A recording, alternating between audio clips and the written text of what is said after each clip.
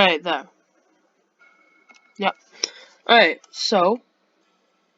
Oh, finally. It works. Sorry.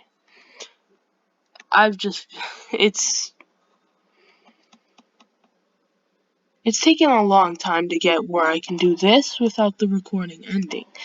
And I am so happy that it's working. Finally. Okay. So, now I can show you. This, as the title suggests here, is a Perlin noise generator. Now, I basically just made a noise generator, right? It generates noise. Like a static TV screen. And we have different noise types. This one has a bit more black than white. This one's more, I don't know how to explain it, more static. This one has more white.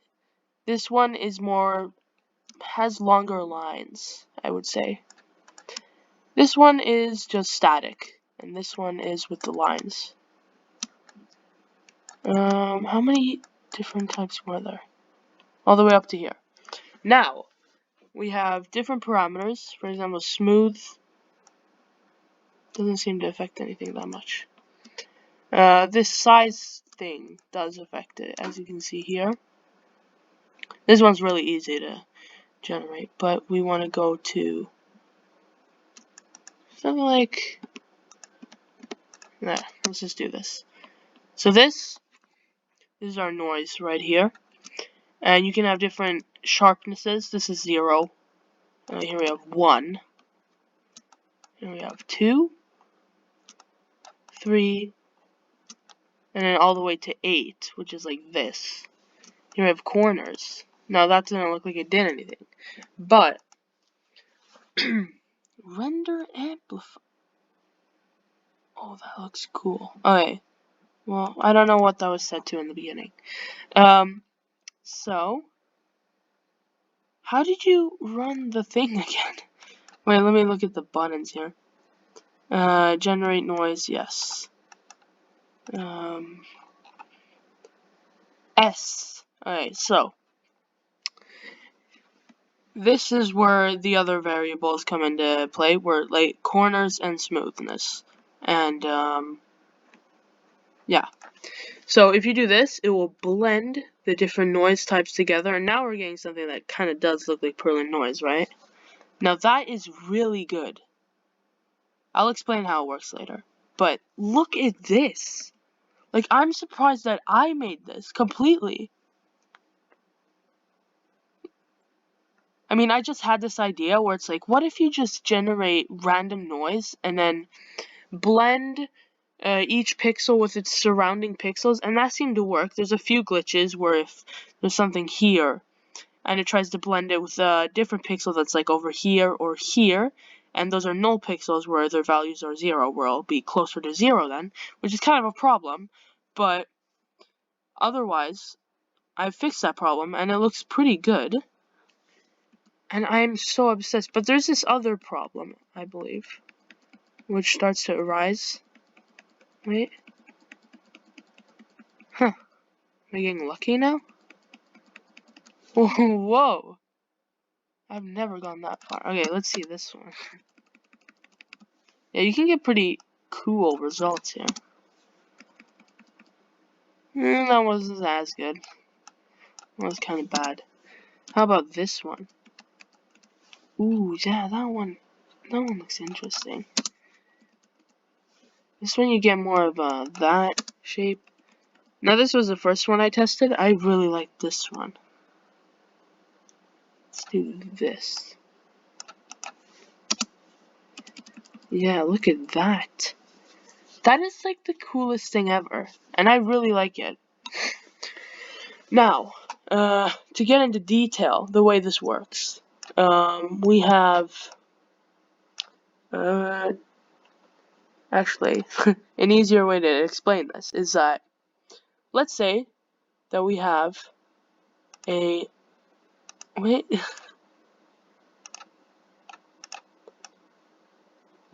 what? What is this? Oh, wait, there. What? What is happening? What? Alright, whatever. There, no.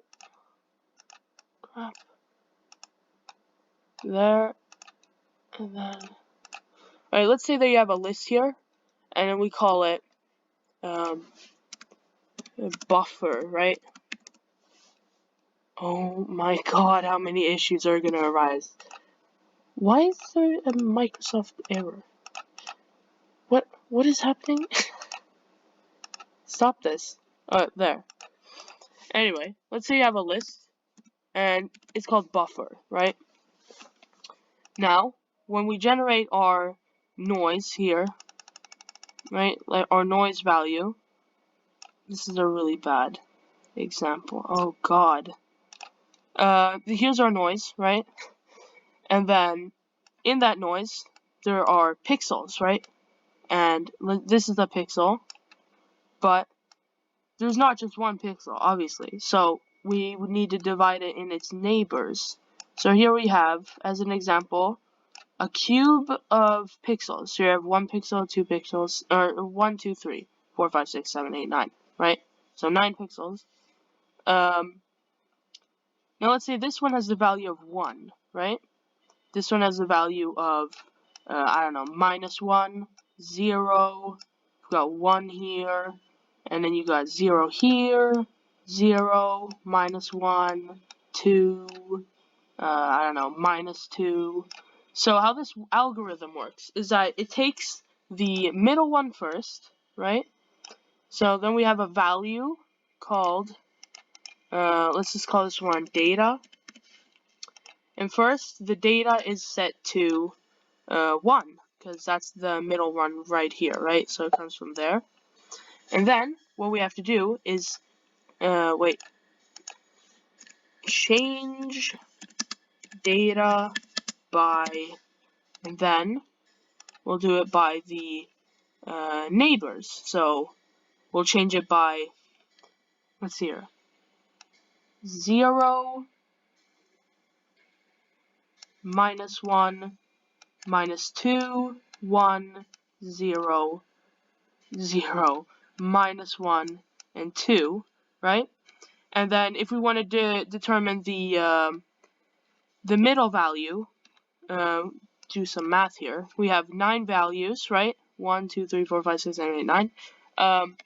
So then we need to take whatever data is set to by now to, we'll just take data. See, so the algorithm continues, and we'll take data, and then we'll divide it by 9, since we have 9 inputs here, or just we have 8 neighbors, and then this one is 1.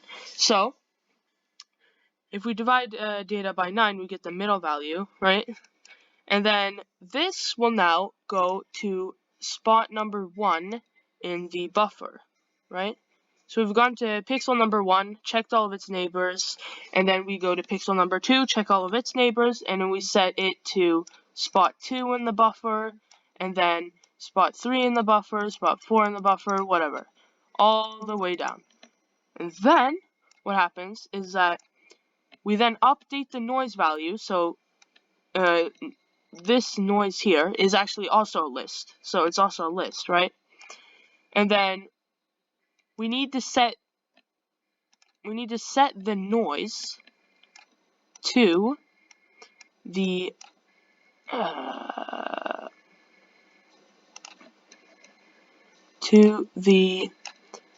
buffer list, right? So you've got the buffer list here. So we need to set the noise to the buffer, and then that updates the noise to be set to the buffer. So, and then we just need to repeat this process every single time that we're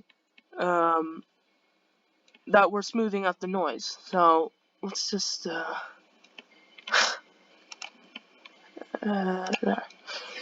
and that is exactly what it's doing, and that's why it's still setting the noise when I update it, which is pretty cool. You can see how it slowly disappears. And if you check here, that is exactly what it's doing. Wait, render noise, skip that part. Calculate blend, I've called it, but here you can see the different changes in X and Y because we're checking its neighbors, of course. So, as an example, what you're seeing here is that, like, so here we have x, y to determine the position. So here, x would be set to 0, y would be set to 0. But here we're changing x by 1 and y by 0. And here we would have -1 x and 0 y, because we're still on the y plane.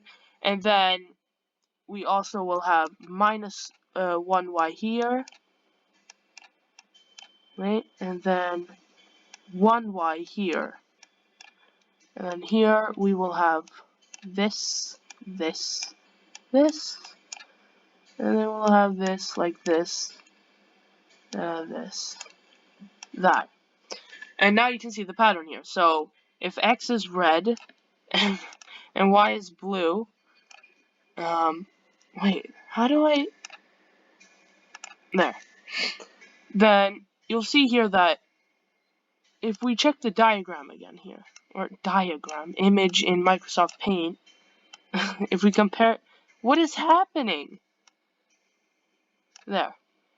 If we compare the values in here, start with here you can see that we're changing x by 1 and changing y by 1, which means that we're changing x by 1, okay, now we're here, and now we're changing y by nothing, so now we're here. But if we change x by -1, then we get here, and of course changing y by 0 makes it still 0. So then we get -1x and 0y. But if we change y by 1, then we will just go down here. Oh, then we'll go down here. And then, of course, the next value will be change y by 1. Or no, wait, change x by -1, change y by 1. So we're going like this, right? So changing y by a positive number will make it go this direction. Not up in this case. So yeah, so I hope that makes sense. So we're checking the neighbors by in that way. So let's do that. Right? And then of course here we have the dividing part where it's dividing. Oh yeah, what this corners part does is that, well, if you want to consider an actual tic-tac board, right? Then this square or pixel, this one here, has only actually 4 neighbors, okay?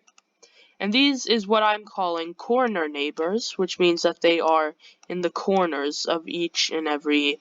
They're like the sides of the cube. They're on the corners. Or these things here. Those are sides or corners, whatever. These are corners. Whatever. Not trying to define that.